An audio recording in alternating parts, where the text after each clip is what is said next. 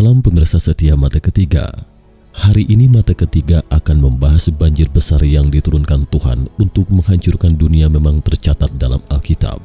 Tapi sedahsyat apa banjir besar ini? Catatan. Artikel video kali ini agak panjang. Harap menyimak dengan sabar. Mudah-mudahan apa yang disajikan Mata Ketiga hari ini tidak mengecewakan dan yakin akan menjungkir balikan pandangan hidup Anda. Pernah menyaksikan film The Mist? Ya, ending yang memilukan dalam bencana banjir yang disajikan ini juga pasti akan menghentak sanubari Anda seperti dalam alur cerita film The Mist.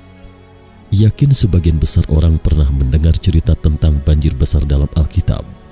Dikatakan bahwa Tuhan menurunkan banjir besar untuk menghukum manusia di dunia. Dalam banjir ini, sebagian besar manusia dilenyapkan. Hanya Nuh dan istrinya yang selamat berkat bahtera yang membawa mereka. Kisah tentang banjir ternyata sangat mirip dengan mitologi dari belahan dunia, tidak terkecuali dengan banjir ini. Dalam mitologi Tiongkok, putri Kaisar Yenti tersapu banjir yang datang tiba-tiba. Karena amarahnya, rohnya berubah menjadi seekor burung bernama Qingwei. Dia bersumpah akan meratakan laut, sehingga muncullah legenda tentang Qingwei atau Qingwei Reclamation.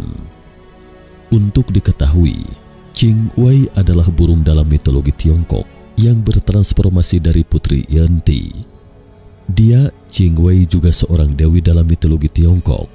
Setelah tenggelam ketika bermain di Laut Timur, dia bermetamorfosis menjadi seekor burung bernama Qingwei atau Qingwei. Dalam legenda suku Indian di Peru, diceritakan bahwa ada sesosok dewa memberitahu kepada seorang gadis desa yang baik hati bahwa desanya akan dilenyapkan dalam 5 hari mendatang. Sang dewa menyuruhnya mencari tempat yang aman untuk menyelamatkan diri dan berpesan kepadanya untuk tidak menceritakan hal itu kepada orang lain. Tak lama kemudian, terdengarlah deru badai dan gemuruh banjir memusnahkan seluruh desa dalam semalam, sementara banjir menggenang hingga ke pegunungan. Dan menurut mitologi Babilonia, Dewa Bel marah kepada dunia dan memutuskan mengirim banjir untuk menghancurkan umat manusia. Sementara itu, Dewa Ea atau setara dengan Dewa Enki dalam mitologi Sumeria sebelumnya telah mengingatkan seorang lelaki tua di murai sungai untuk memilih sebuah perahu dan menyiapkan segala sesuatu yang diperlukan. Banjir melalui hujan deras berlangsung selama 7 hari, hanya gunung-gunung tinggi yang tampak di permukaan air. Di Nahuatl klasik, Chimal Popoca, sebuah dokumen Meksiko kuno yang dilestarikan hingga hari ini mengatakan, langit menyentuh bumi dan dalam sehari semua manusia punah dan gunung-gunung juga terkubur dalam banjir. Salah satu suku Indian yang sekarang tinggal di Guatemala memiliki dokumen kuno yang disebut Popol Vuh. Popol Vuh adalah naratif atau suatu cerita mitos sejarah yang berasal dari kerajaan Quiche di daratan tinggi Guatemala Barat. Popol Vuh berarti buku komunitas, buku dewan, atau secara harfiah buku rakyat. Popol Vuh berisi tentang mitos penciptaan dan kisah mengenai 2 pahlawan kembar, Hunahpu dan Xbalanku. Buku tersebut menggambarkan bencana terkait seperti berikut ini. Terjadi banjir besar, suasana menjadi gelap gulita di sekeliling, dan hujan hitam mulai turun, hujan lebat yang tiada henti dari siang dan malam. Orang-orang berlari menyelamatkan diri, mereka memanjat hingga ke atap, tetapi rumah pun runtuh dan menghempaskan mereka ke bawah. Lalu mereka memanjat ke puncak pohon, tetapi pohon mengguncang mereka hingga jatuh.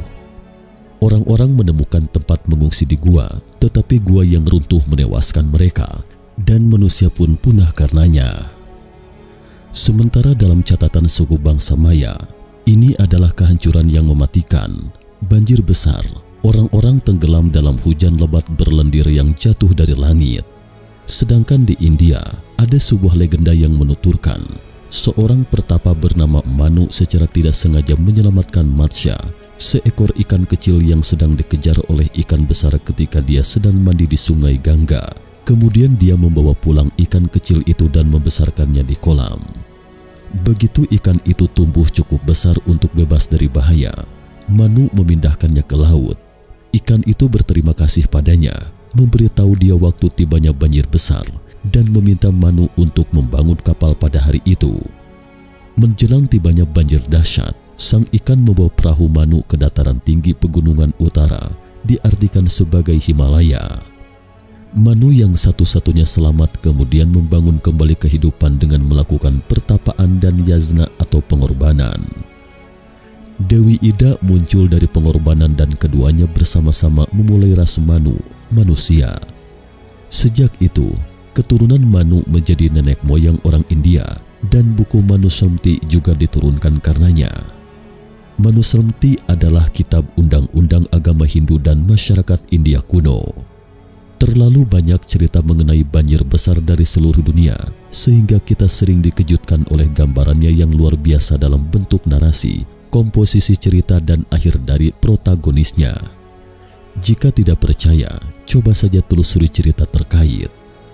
Pertama, di belahan dunia manapun, cerita tentang orang-orang yang lolos dari banjir selalu berupa perahu, dan cara orang-orang mengetahui surutnya banjir itu juga sangat mirip dengan cerita terkait. Nuh dalam catatan Alkitab, di mana untuk mengetahui apakah banjir sudah berakhir atau belum, kerap melepaskan merpati dari bahtera. Ketika dari perahu merpati membawa ranting pohon zaitun, itu berarti banjir telah surut. Dalam legenda banjir bangsa Sumeria yang lebih tua dari Alkitab, juga menggunakan bahtera untuk menyelamatkan diri. Untuk mengetahui apakah banjir telah surut atau belum, juga melepaskan burung dari luar perahu. Dan dalam legenda banjir besar yang beredar di antara suku Indian di benua Amerika Utara, Amerika Tengah dan Kepulauan Indonesia, protagonis dalam legenda terkait juga menggunakan cara yang sama dengan Nuh, seperti yang tercatat dalam Alkitab atau legenda suku bangsa Sumeria, sehingga selamat dari banjir, dan sang burung pun kembali sambil menggigit ranting pohon ketika banjir telah surut. Kedua, mengenai akhir dari banjir besar, catatan tentang beberapa orang yang selamat juga sama persis, dan sebagian besar selalu berupa pasangan pria dan wanita. Dalam Alkitab, Nuh dan istrinya, sedangkan dari Meksiko adalah pasangan suami istri bernama Theunu, dan dari Yunani adalah pasangan suami istri Deukalion dan Pyrrha.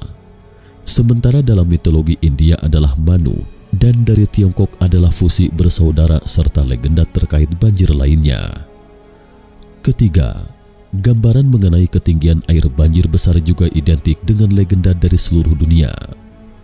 Mitologi dari sebagian besar suku bangsa di dunia menyebutkan bahwa banjir besar menggenangi hingga pegunungan.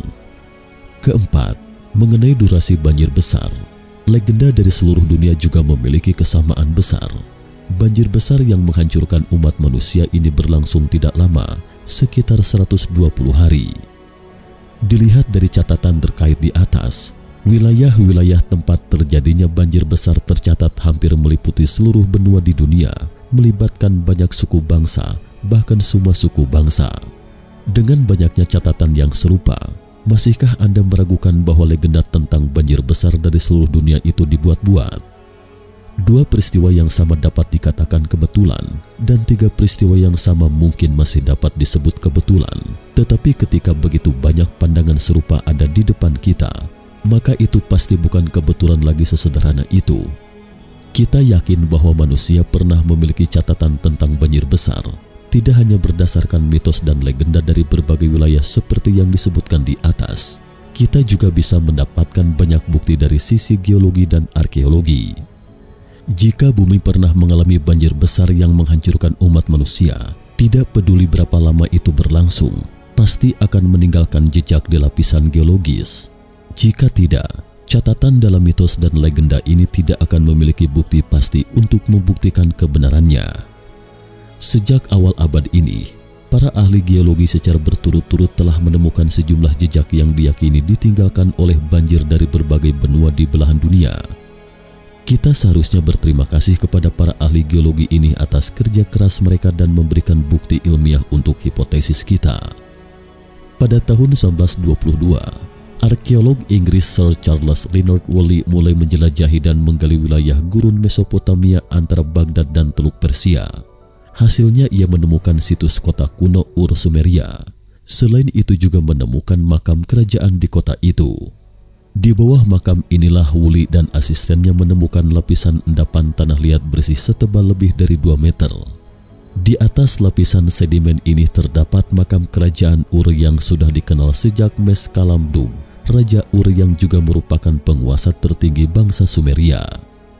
Di dalam kuburan terdapat berbagai benda pemakaman seperti helm, alat musik, pedang dan berbagai kerajinan tangan, serta catatan sejarah yang diukir pada lempeng tanah liat. Dari mana asal lapisan tanah liat bersih setebal 2 meter ini? Setelah dianalisa dan diteliti lebih lanjut, terlihat lapisan tanah bersih ini sejenis lanau setelah endapan banjir. Dari lanau ini dapat disimpulkan bahwa sebelum manusia menggunakan lempengan tanah liat untuk mencatat sejarah, pernah terjadi banjir besar di daerah ini yang cukup untuk menghancurkan seluruh peradaban Sumeria kala itu.